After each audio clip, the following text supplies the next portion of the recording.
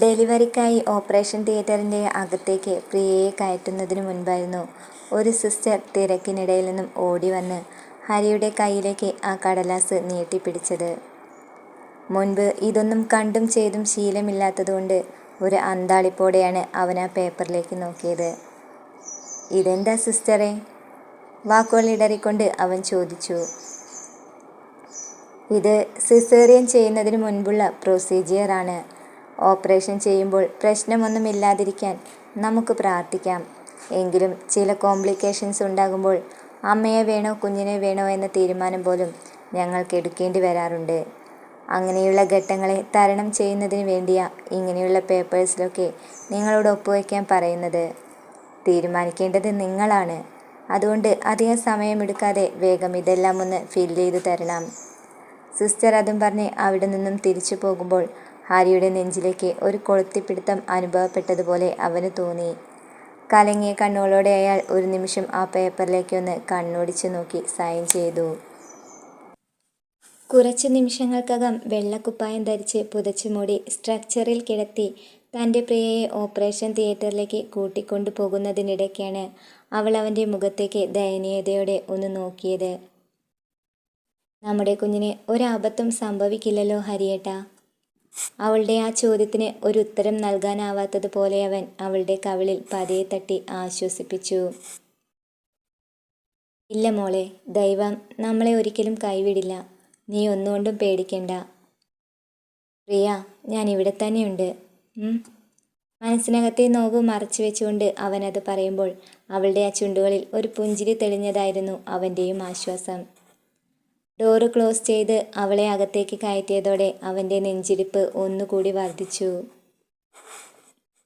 8 വർഷത്തെ കാത്തിരിപ്പിന് ശേഷം എനിക്കും പ്രിയയ്ക്കും സ്വന്തമെന്ന് പറയാൻ ഒരു കുഞ്ഞുകൂടി ഞങ്ങൾക്കിടയിലേക്ക് വരാൻ പോകുന്നു എന്ന് മനസ്സുറക്കെ വിളിച്ചു പറയുമ്പോഴും ഡോക്ടർ പറഞ്ഞതൊക്കെ ഓർത്തപ്പോൾ അവൻ്റെ ഇടനെഞ്ച് വീണ്ടും ഒന്ന് പതറി. കുഞ്ഞിൻ്റെ ഹാർട്ട് ബീറ്റ് കുറഞ്ഞു വരികയാണെന്ന് പറഞ്ഞു കേട്ടതു മുതൽ വിളിക്കാത്ത ദൈവങ്ങളൊന്നുമില്ലെന്ന് അവനും തോന്നിപ്പോയി. എന്നിട്ടും പ്രാർത്ഥനയോടെ അവൻ ഓപ്പറേഷൻ തിയേറ്ററിന് മുന്നിലെ ചെയറിലേക്ക് ചെന്നിരുന്നു. അപ്പോഴും മനസ്സും ശരീരവും അവിടെ ഇരപ്പുറച്ചിരുന്നില്ല. തൻ്റെ പ്രാണനായവൾക്ക് വേണ്ടി അവൻ്റെ മിഴികളും ഈറനണിഞ്ഞു തുടങ്ങുമ്പോൾ അവൻ്റെ മനസ്സന്നേരം അല്പദൂരം പിറകോട്ട് സഞ്ചരിക്കുകയായിരുന്നു. 2 വർഷത്തെ പ്രണയത്തിനു ശേഷമാണ് ഹരിയും പ്രിയയും ജീവിതത്തിലേക്ക് കടന്നത്.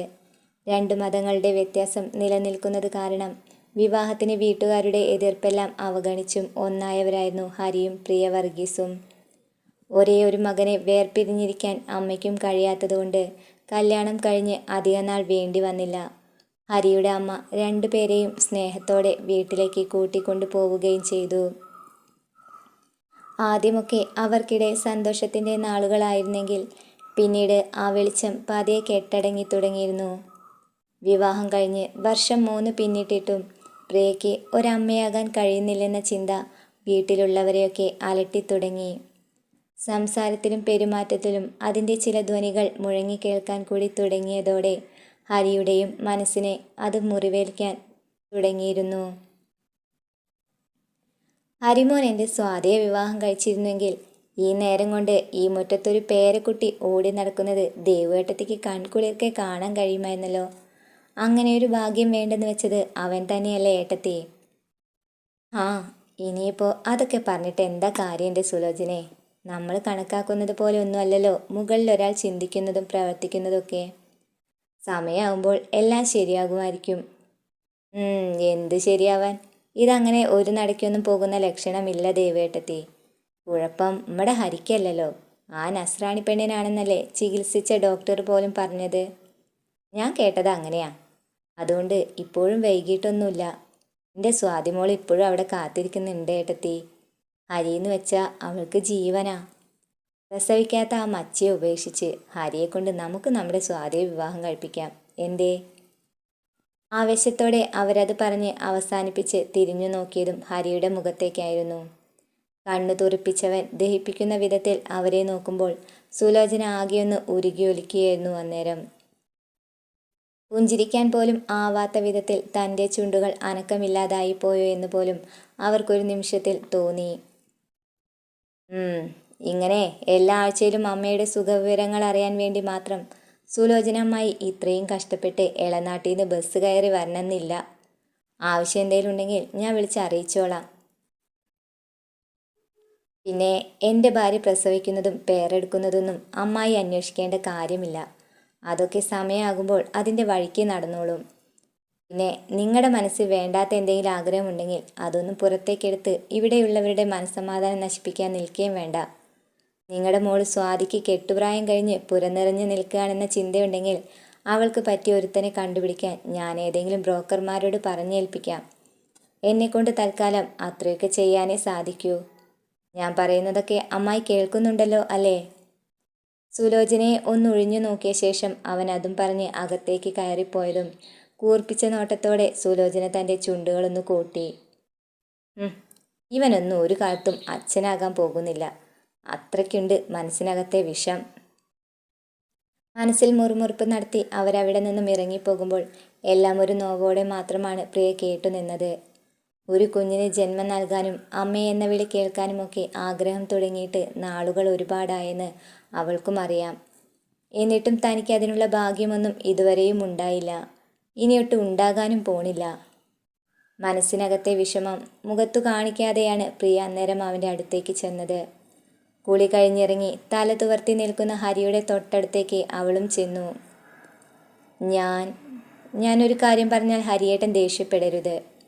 ദേഷ്യപ്പെടുന്ന കാര്യങ്ങളാണ് നീ എന്നോട് പറയാൻ പോകുന്നതെങ്കിൽ ഞാൻ തീർച്ചയായും ദേഷ്യപ്പെട്ടിരിക്കും. കാരണം ഞാനൊരു മനുഷ്യനല്ലേ പ്രിയ. പ്രതികരിക്കാതിരിക്കാൻ ഞാൻ പ്രതിമ ഒന്നുമല്ലല്ലോ. തർക്കിക്കാൻ ഞാനില്ല ഹരിയേട്ടാ. പകരം ഞാനിപ്പോൾ വന്നത് ഒരപേക്ഷയായിട്ടാ. അപേക്ഷയോ? വാക്കുകളിൽ നിഴലിച്ച ഗൗരവം പെട്ടെന്ന് അവനെ അവളുടെ നേരെ തിരിച്ചു നിർത്തി. അവളുടെ തോളിൽ കൈവച്ച് അവൻ പ്രിയയുടെ മുഖമൊന്ന് ഉയർത്തിപ്പിടിച്ചു. പറ, എൻ്റെ പ്രിയക്കുട്ടിക്ക് എന്നോട് എന്താ അപേക്ഷയെ പറയാനുള്ളതെന്ന്. കേൾക്കട്ടെ. ഞാനിതാ എൻ്റെ ഈ 2 ചെവിയും നിനക്ക് വേണ്ടി തുറന്നു പിടിച്ചിരിക്കുന്നു. അവളെ നോക്കി ഒരു തമാശയോടെ അവനത് പറയവേ പ്രിയ വേഗം മുഖം കുനിച്ചു.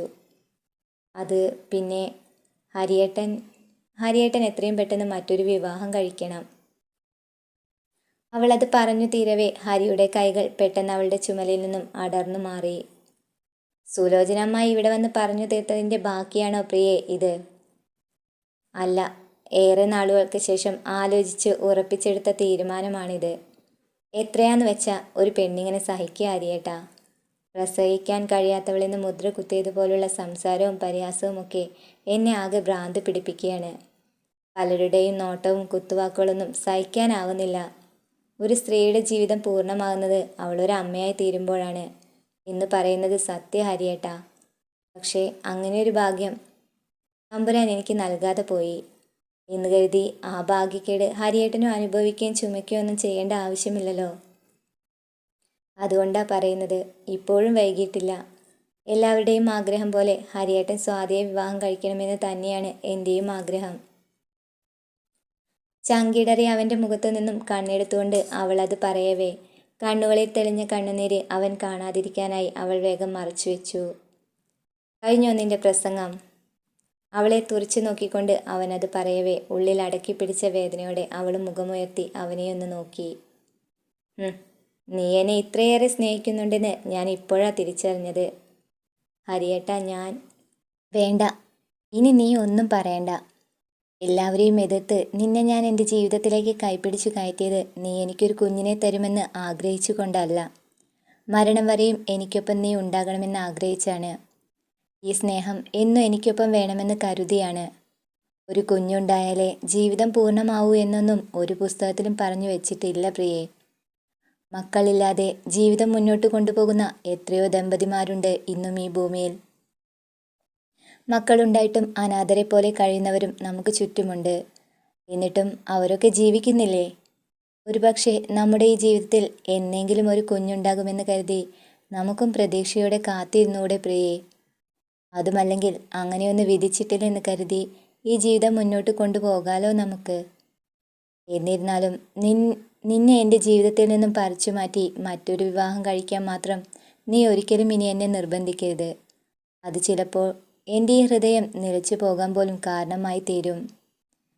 ചങ്കിടറിയ സ്വരത്തോടെ അവളെ നോക്കി അവനത് പറഞ്ഞപ്പോഴേക്കും പ്രിയ ഓടി വന്ന് അവൻ്റെ നെഞ്ചിലേക്ക് മുഖം അമർത്തി വെച്ച് കരഞ്ഞു തുടങ്ങിയിരുന്നു. വർഷങ്ങൾ കടന്നു പോയപ്പോൾ സ്വന്തം വേദനകളെ അവർ ഒരു ശീലമായി കണ്ടു തുടങ്ങി. എന്നാൽ അന്നൊരു ദിവസം കിച്ചണിൽ പ്രിയ തലകറങ്ങി വീണപ്പോഴായിരുന്നു അവളെ ചികിത്സിച്ചിരുന്ന ഗൈനക്കോളജി ഡോക്ടർ മായ വിശ്വനാഥൻ ആ സന്തോഷ വാർത്ത അവരെ അറിയിച്ചത്. പ്രിയ 2 മാസം ഗർഭിണിയാണെന്ന് കേട്ടതോടെ ഹരിയുടെ മനസ്സിൽ ഒരു ഉത്സവം നൃത്തം നാടുന്നത് പോലെയായിരുന്നു. എങ്കിലും വൈകിയുണ്ടായ പ്രഗ്നൻസിയിൽ ചില കോംപ്ലിക്കേഷൻസുകൾ ഉണ്ടാകാൻ സാധ്യതയുണ്ടെന്ന് അറിയിച്ചപ്പോഴും പ്രാർത്ഥനയോടെയും പ്രതീക്ഷയോടെയുമാണ് ഹരിയും പ്രിയയും അവരുടെ കുഞ്ഞിന് വേണ്ടി കാത്തിരുന്നത്. ജനിക്കാൻ പോകുന്ന തൻ്റെ ഈ കുഞ്ഞാണ് ഇനിയുള്ള തൻ്റെ ജീവിതത്തിലെ ഏക പ്രതീക്ഷയെന്ന് അവൾ ഓരോ തവണ വിളിച്ചു പറയുമ്പോഴും ഹരിയുടെ ഉള്ളം മാത്രം പ്രതീക്ഷയോടൊപ്പം പേടിയും വളർന്നുകൊണ്ടിരുന്നു. പെട്ടെന്ന് തിയേറ്ററിൻ്റെ വാതിൽ തുറക്കുന്ന ശബ്ദം കേട്ടായിരുന്നു ഹരി തൻ്റെ ഓർമ്മകളിൽ നിന്നും ഞെട്ടിയുണർന്നത്. കൈക്കുഞ്ഞുമായി സിസ്റ്റർ വന്നു നിൽക്കുന്നതിൻ്റെ സന്തോഷത്തോടെ അയാൾ ഒരു നെടുവീർപ്പിട്ട് വേഗം അവിടെ നിന്നും ചാടി എഴുന്നേറ്റു. ഒന്നും അറിയാതെ കണ്ണു ചിമ്മിക്കിടക്കുന്ന ആ കുഞ്ഞിൻ്റെ നെറ്റിയിൽ വാത്സല്യത്തോടെ മുത്തമിടുമ്പോൾ അയാളിലെ അച്ഛനിൽ ഒരു ആത്മനിർവൃതിയുടെ നാളം തെളിഞ്ഞു കത്തിയിരുന്നു. ഒരാഴ്ചത്തെ ഹോസ്പിറ്റൽ വാസമൊക്കെ കഴിഞ്ഞ് സ്വന്തം കുഞ്ഞിനെ മാറോടടക്കി പിടിച്ച് പ്രിയ കാറിലേക്ക് കയറുമ്പോൾ ഡോക്ടർ മായയുടെയും ഹരിയുടെയും മനസ്സിൽ കുഴിച്ചുമൂടിയ രഹസ്യങ്ങൾ ഒരിക്കലും പുറം ലോകം അറിയില്ലെന്ന് അവർ മനസ്സിൽ അന്നേരം ഉറപ്പിക്കുകയായിരുന്നു.